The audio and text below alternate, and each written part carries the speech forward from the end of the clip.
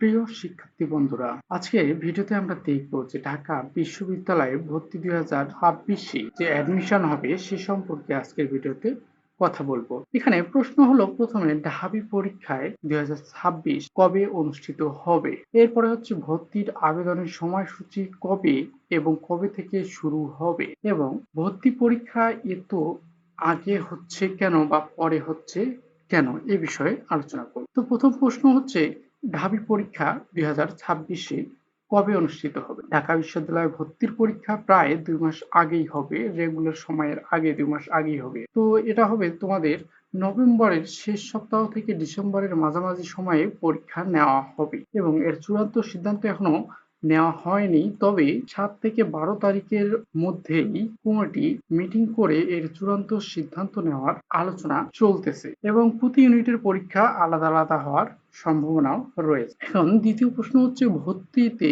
আবেদনের সময়সূচি কবে এবং শুরুর সময়সূচি সম্পর্কে। এসএসসি পরীক্ষা বা সমমান পরীক্ষার ফল প্রকাশ করেনি এখনো, প্রকাশ যখন করবে অর্থাৎ অক্টোবরের মাঝামাঝি প্রকাশ করার সম্ভাবনা রয়েছে। যখন প্রকাশ করবে তার 1 সপ্তাহের ভিতরেই আবেদন শুরু হয়ে যাবে। সম্ভবত আবেদন শুরু হবে তো আপনার অক্টোবরের শেষ সপ্তাহে। আবেদন আপনারা জানেন যে অনলাইনে হবে। এরপরে 3 নম্বর প্রশ্ন হলো, কেন এবার ভর্তি পরীক্ষা এত আগে করা হচ্ছে? তো ফেব্রুয়ারিতে জাতীয় নির্বাচন রয়েছে, এবং এছাড়াও রমজান মাসের কারণে ভর্তির কার্যক্রম আগেই শেষ করা হবে, যাতে শিক্ষার্থীদের কোনো ঝামেলা না হয়। গত বছর করোনা ও আন্দোলনের কারণে সময়সূচি বিলম্ব হয়েছিল, সেই সময়টাকে আবার আগের জায়গায় নিয়ে যাওয়ার জন্য, স্বাভাবিক করার জন্য এবার এই কাজ করা হচ্ছে।